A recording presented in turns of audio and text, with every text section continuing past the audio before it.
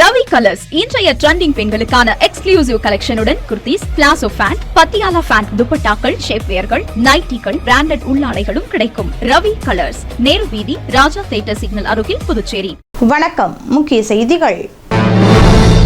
புதுவையில் வீடு கட்டும் திட்டத்தில் 1327 பயனாளிகளுக்கு முதல் கட்ட தவணை தொகை ஆளுநர், முதலமைச்சர் ஆகியோர் வழங்கினர்.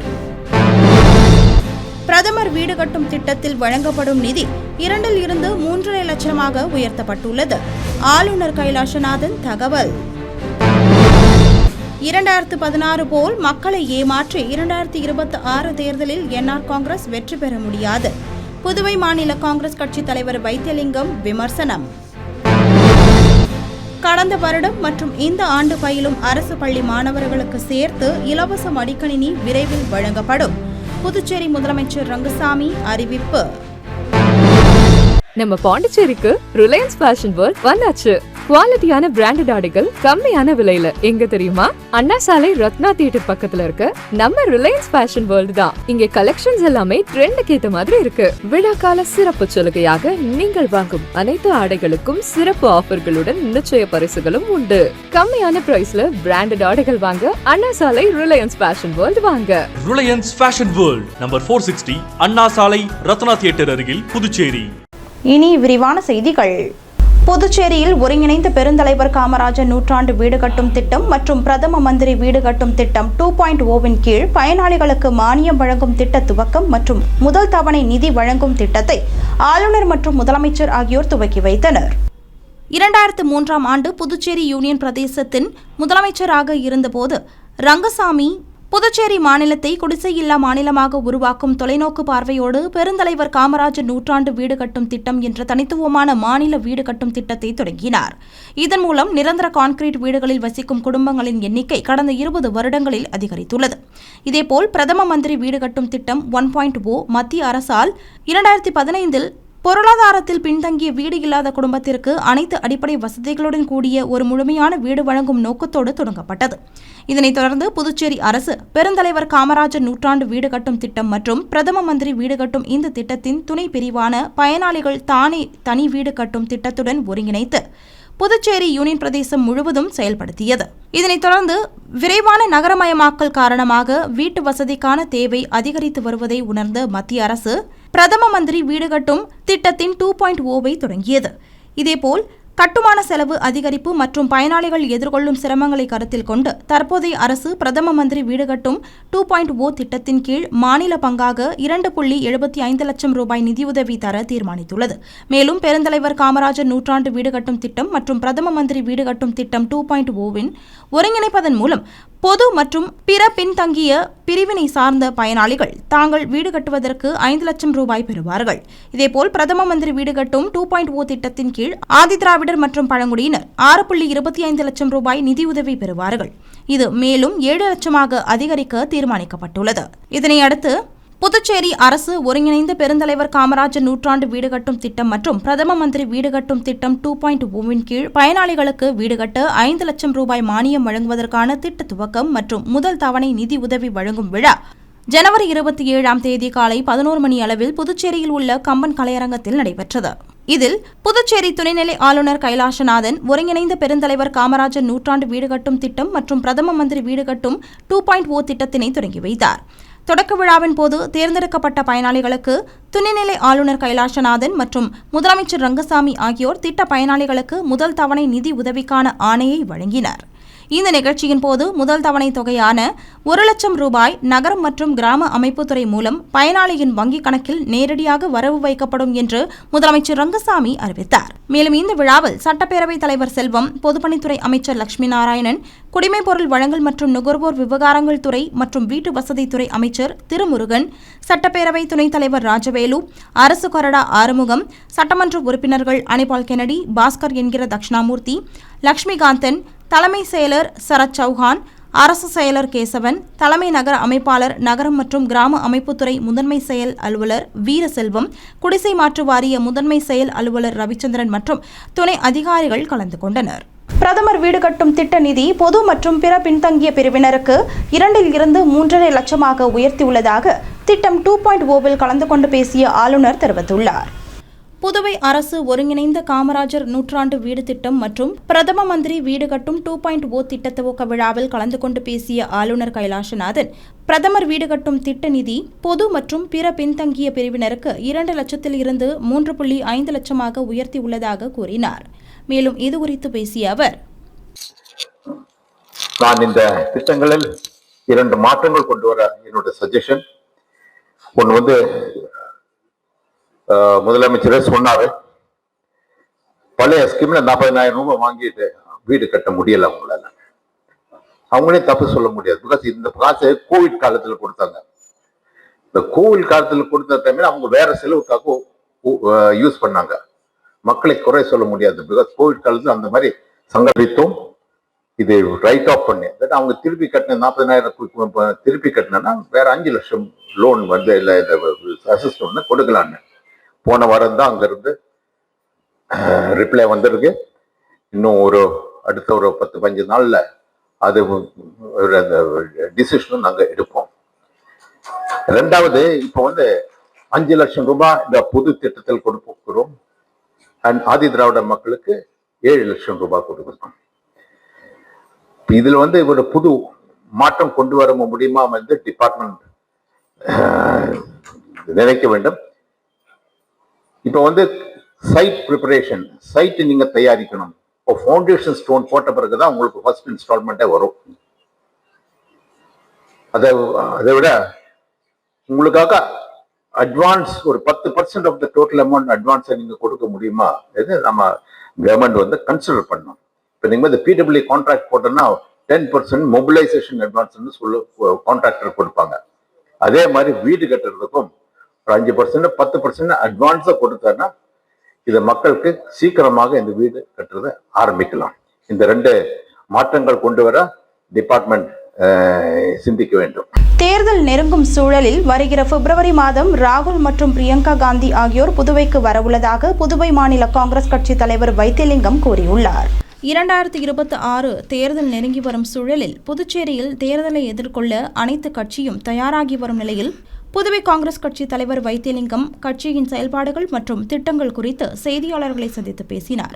அப்போது பேசிய அவர் ஆளும் கட்சியை கடுமையாக விமர்சித்து பேசினார். இந்நிலையில் கடந்த முறை இலவச மிக்சி கொடுத்தது போல் இந்த முறை 2,500 ரூபாய் கொடுத்து வெற்றி பெற்றுவிடலாம் என முதலமைச்சர் ரங்கசாமி நினைப்பதாகவும் அவர் கூறினார். ஏற்கனவே கொடுத்த இலவச மிக்சி மக்கள் உபயோகமின்றி பரன்மேல் போட்டுள்ளனர் என கூறி கடுமையாக விமர்சித்தார். மேலும் வருகிற பிப்ரவரி மாதம் ராகுல் காந்தி, பிரியங்கா காந்தி ஆகியோர் புதுச்சேரி வரவுள்ளனர் என்றும் அவர் தெரிவித்தார். இவர் வராரு, ராகுல் வராரு, மல்லிகார்ஜுன் கார்கே வராரு, பிரியங்கா காந்தி வராங்க. 3 பேர் வராங்க. அதாவது ராகுல் காந்தி நடைப்பயணத்துக்குன்னு வராங்க. அவங்களுக்கு தனியாக வைக்கிறோம். அது ஒரு நாள் மட்டும். அவர் நடக்கிறார், எங்கள் கூட நடக்கிறார். ஒரு நாள் நடக்கிறார். அது பிப்ரவரியில் வரும். அதாவது 2016 மிக்சி கிரைண்டரை கொடுத்து ஜெயிச்சிடலான்னு பார்த்தார். அந்த மாதிரி இப்போ 2,500 வச்சுக்கின்னு பார்க்கலான்னு பார்க்குறாரு. மக்கள் ஏமாந்தவங்க கிடையாது.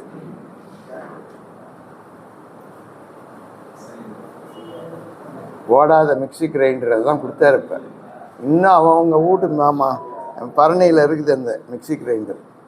அது யாரும் மறக்கலை, அது பத்திரமா இருக்குது. கடந்த வருடம் அரசு பள்ளியில் பயின்ற மாணவர்கள் மற்றும் தற்போது பயிலும் மாணவர்களுக்கும் சேர்த்து இந்த வருடம் இலவச மடிக்கணினி வழங்கப்படும் என புதுச்சேரி முதலமைச்சர் ரங்கசாமி கூறியுள்ளார். புதுவை அரசு ஒருங்கிணைந்த காமராஜர் நூற்றாண்டு வீடு கட்டும் திட்டம் மற்றும் பிரதமரின் மாதிரி வீடு கட்டும் திட்டம் 2.0 பயனாளிகளுக்கு வீடு கட்ட 5 லட்சம் மானியம் வழங்கும் திட்டம் தொடக்க விழா மற்றும் முதல் தவணை நிதி உதவி வழங்கும் விழா கம்பன் கலையரங்கில் நடைபெற்றது. இதில் கலந்து கொண்டு பேசிய முதலமைச்சர் ரங்கசாமி, புதுவை காமராஜர் வீடு கட்டும் திட்டம் மற்றும் பிரதமர் வீடு கட்டும் திட்டத்தின் கீழ் 2015 முதல் 2024 காலகட்டத்தில் இதுவரை 9,428 வீடுகள் கட்டு முடிக்கப்பட்டுள்ளதாகவும், ஆதிதிராவிடர் பழங்குடியினருக்கான நிதி உதவி 4 லட்சத்தில் இருந்து 5.5 லட்சமாக உயர்த்தப்பட்டுள்ளதாகவும், இது தற்போது 2.0 திட்டத்தின் கீழ் 7 லட்சமாக அதிகரிக்க அரசு தீர்மானித்து உள்ளதாகவும் கூறினார். மேலும் கடந்த வருடம் வழங்கப்படாமல் உள்ள இலவச மடிக்கணினி மற்றும் இந்த வருடத்திற்கான இலவச மடிக்கணினியும் சேர்த்து அரசு பள்ளி மாணவர்களுக்கான இலவச மடிக்கணினிகள் விரைவில் வழங்கப்படும் என்று முதலமைச்சர் ரங்கசாமி கூறினார். இருந்தாலும் அந்த திட்டம் ஒரு பெரிய திட்டமாக செயல்படுத்தி சிறந்த நிலை வர வேண்டும் என்பது அரசுடைய எண்ணம். பிறகு நம்முடைய மத்திய அரசு பாரத பிரதமர்கள் இந்த ஒரு பெரிய நோக்கத்தோடு இந்திய அளவில் எல்லா வீடுகள் இருக்கணும், எல்லோருக்கும் வீடு இருக்கணும் நோக்கத்தோடு அந்த பாரத பிரதமரினுடைய அந்த திட்டத்தை கொண்டு வந்தார்கள். இப்போ சொன்னாங்கல்ல, நாம 2 லட்சம் கொடுத்துட்டு இருந்தோம். அது மத்திய அரசு 1.5 நகர்ப்புற விரிவாக்க திட்டம் முதல் திட்டத்தில் 1.5 லட்சம் கொடுத்தாங்க. அப்போ நம்ம என்ன செஞ்சிருக்கணும் நீங்க எல்லாம் நினைச்சு பாருங்க. அப்போ 1.5 மத்திய அரசு கொடுக்குறாங்க, மானியமா கொடுக்குறாங்க. அப்ப நாம என்ன செஞ்சிருக்கணும்? நாம 2 லட்சம் நடத்திட்டு இருக்கோம். இங்க புதுச்சேரியில நமக்கு 2 லட்சம் குடிசை மாற்று வாரியம் கொடுத்துட்டு இருக்கோம். அப்ப என்ன செஞ்சிருக்கணும்? 2, 1, 3 அப்ப 3,50,000 கொடுத்துருக்கணும். அந்த திட்டம் சரியா நடந்திருக்கணும்னா 3,50,000 ரூபாய் பயனாளிகளுக்கு கொடுக்கப்பட்டிருக்கணும். அந்த ஆட்சியை கொடுத்தாங்களா? 50,000 அது குறைச்சி 50,000 நான் ஒன்றை நாங்க 2 லட்சம் கொடுத்து மத்திய அரசு உதவியோட ஒன்றை சேர்த்து 50,000 கொடுத்து 2 லட்சம் கொடுக்குறோம். நாங்க நம்மளுடைய திட்டம் 2 லட்சம் இருக்கு. அந்த 2 லட்சம் முழுமை சேர்த்த 3 லட்சம். அப்ப அந்த 3 லட்சம் கொடுத்தோம்னா நிச்சயமா எல்லா வீடும் கட்டப்பட்டிருக்கும், எல்லா வீடும் நல்லா இருந்திருக்கும், பெரிய வீடாவே இருந்திருக்கும். ஆனா கடந்த அரசால் செய்ய முடியல. கடந்த அரசு எதையுமே செய்ய முடியல, இதையும் செய்ய முடியல. எதையுமே செய்ய முடியாத ஒரு அரசு கடந்த ஆட்சி காங்கிரஸ் திமுக அந்த கூட்டணி ஆட்சி. புதுச்சேரி மாநில மறுமலர்ச்சி திராவிட முன்னேற்ற கழகம் சார்பில் நடைபெற்ற மொழிப்போர் தியாகிகள் வீர வணக்க நாள் பொதுக்கூட்டத்தில் கழகத்தின் துணை பொதுச் செயலாளர் மருத்துவர் ரோஹையா ஷேக் முகமது கலந்து கொண்டு சிறப்பித்தார். புதுச்சேரி மாநில மறுமலர்ச்சி திராவிட முன்னேற்ற கழகம் நடத்தும் மொழிப்போர் தியாகிகள் வீர வணக்க நாள் பொதுக்கூட்டம் புதிய பேருந்து நிலையம் எதிரே உள்ள தனியார் விடுதியில் சிறப்பாக நடைபெற்றது. புதுச்சேரி மாநில மறுமலர்ச்சி திராவிட முன்னேற்ற கழகத்தின் மாநில மாணவர் அணி அமைப்பாளர் சுரேந்தர் தலைமை தாங்க, அவைத்தலைவர் செல்வராசு வரவேற்புரை வழங்க, முன்னாள் பொறுப்புக்குழு தலைவர் கேப்ரியேல், கடலூர் கிழக்கு மாவட்ட செயலாளர் NR மற்றும் புதுச்சேரி மாநில மறுமலர்ச்சி திராவிட முன்னேற்ற கழகத்தின் மாநில செயலாளர் ஹேமா பாண்டுரங்கம் உரையாற்றினர். இதில் சிறப்பு விருந்தினராக கழகத்தின் துணை பொதுச் செயலாளர் மருத்துவர் ரோஹையா ஷேக் முகமது கலந்து கொண்டு சிறப்புரையாற்றினார். அப்போது மொழிப்போர் மறவர் மூத்த உறுப்பினர் பாவாடை சாமிக்கு சிறப்பு செய்யப்பட்டது. மேலும் இந்த கூட்டத்தை துணை பொதுச் செயலாளர் ராமசேகர் தொகுத்து வழங்கினார். தொடர்ந்து இந்த கூட்டத்தில் துணை செயலாளர் மூர்த்தி, எலிசபெத், தலைமை செயற்குழு உறுப்பினர் இளங்கோ, தலைமை பொதுக்குழு உறுப்பினர்கள், மகளிர் அணி அமைப்பாளர் தமிழ்செல்வி, தொகுதி செயலாளர்கள் மற்றும் மாநில மறுமலர்ச்சி திராவிட முன்னேற்ற கழகத்தின் இணையதள அணியின் பொறுப்பாளர் கரிகாலன், குழந்தைவேலு மற்றும் தியாகு, பரசுராமன் உள்ளிட்ட நிர்வாகிகள், தொண்டர்கள் கலந்து கொண்டனர். புதுச்சேரியில் ஒப்பந்த ஆசிரியர்களின் கோரிக்கையை ஏற்று அவர்களது நியாயமான போராட்டத்திற்கு ஆதரவு அளிப்பதாக RLV மக்கள் முன்னேற்ற கழகத்தின் தலைவர் தெரிவித்துள்ளார். பணி நிரந்தரம் செய்ய கோரி ஒப்பந்த ஆசிரியர்கள் போராட்டத்தில் ஈடுபட்டு வரும் நிலையில் அவர்கள் RLV மக்கள் முன்னேற்ற கழகத்தின் தலைவர் RL வெங்கட்ராமனை நேரில் சந்தித்து தங்கள் போராட்டத்திற்கு ஆதரவு அளிக்குமாறு கேட்டுக் கொண்டுள்ளனர். இதனையடுத்து போராட்டம் நடத்தி வரும் ஒப்பந்த ஆசிரியர்களுக்கு தனது ஆதரவு என்றும் இருக்கும் என்று கூறி அவர் வெளியிட்டுள்ள செய்திக்குறிப்பில், புதுவை கல்வித்துறையின் வாயில் முன்பு பணி நிரந்தரம் செய்ய கோரி காலவரையற்ற நிலையில் போராடும் ஒப்பந்த ஆசிரியர்கள் தன்னை நேரில் சந்தித்து அவர்களின் நியாயமான போராட்டத்திற்கு ஆதரவு கொடுக்கும்படி கேட்டுக்கொண்டதை அடுத்து தானும் அவர்களுக்கு மாணவர்கள் நலனையும் ஆசிரியர்கள் நலனையும் கருத்தில் கொண்டு RLV மக்கள் முன்னேற்ற கழகம் அவர்களின் போராட்டத்திற்கு பக்கபலமாக நின்று முழு ஆதரவு அளிக்கும் என்று உறுதி அளித்துள்ளதாக கூறியுள்ளார். மேலும் புதுவை அரசு பள்ளி மாணவர்களை உயர்வு நிலைக்கு கொண்டு வர உழைக்கும் ஆசிரியர்கள் பிரச்சினைகளை தீர்த்து வைக்க இந்த NR மற்றும் பாரதிய ஜனதா கட்சி அரசு எந்தவொரு முயற்சியும் எடுக்காதது கண்டனத்துக்குரிய செயலாகும் என்றும் குறிப்பிட்டுள்ள அவர், குறிப்பாக அரசு பள்ளிகளில் ஒப்பந்த அடிப்படையில் பணிபுரியும் கௌரவ விரிவுரையாளர்கள், பட்டதாரி ஆசிரியர்கள், பட்டதாரி மொழி ஆசிரியர்கள், பாலசேவக ஆசிரியர்கள் தங்களை பணி நிரந்தரம் செய்ய கோரி பல ஆண்டுகளாக போராடி வரும் நிலையில் கடந்த ஆண்டு ஏப்ரல் மாதத்தில் ஆசிரியர்கள் போராட்டம் தீவிரமடைந்த நிலையில் முதலமைச்சர் ரங்கசாமி சட்டசபை முன்பு போராட்டம் நடத்திய ஆசிரியர்களை அழைத்து பணி நீட்டிப்பு மற்றும் பணி நிரந்தரம் விரைவில் செய்யப்படும் என்று உறுதியளித்ததன் பேரில் போராட்டம் கைவிடப்பட்டது. ஆனால் முதலமைச்சர் ரங்கசாமி கொடுத்த வாக்குறுதியை நிறைவேற்றாமல் அவர்களை அலைக்கழித்த காரணத்தினால் இன்று காலவரையற்ற போராட்டத்திற்கு தள்ளப்பட்டிருக்கிறார்கள் என்றும் கூறியுள்ளார். இதனால் மாணவர்களின் எதிர்காலம் கேள்விக்குறியாகியுள்ளதாகவும் குறிப்பிட்டுள்ளார். தற்போது போராட்டம் நடத்தி வரும் 292 ஒப்பந்த அடிப்படையில் பணிபுரியும் ஆசிரியர்கள் யாரும் கொல்லைப்புறமாக பணியமர்த்தப்படவில்லை என்றும் முறையாக அரசு நடைமுறை சட்டத்திட்டங்களுக்கு உட்பட்டுதான் ஆசிரியர் பணியில் அமர்த்தப்பட்டுள்ளார்கள் என்றும் இதே கல்வித்துறையில் ஒப்பந்த அடிப்படையில் பணியமர்த்தப்பட்டவர்கள் பணி நிரந்தரம் செய்யப்பட்டுள்ளனர். அப்படி இருக்க இந்த 292 ஆசிரியர்களை மட்டும் பணி நிரந்தரம் செய்ய தயங்குவது ஏன் என்றும் அவர் கேள்வி எழுப்பியுள்ளார்.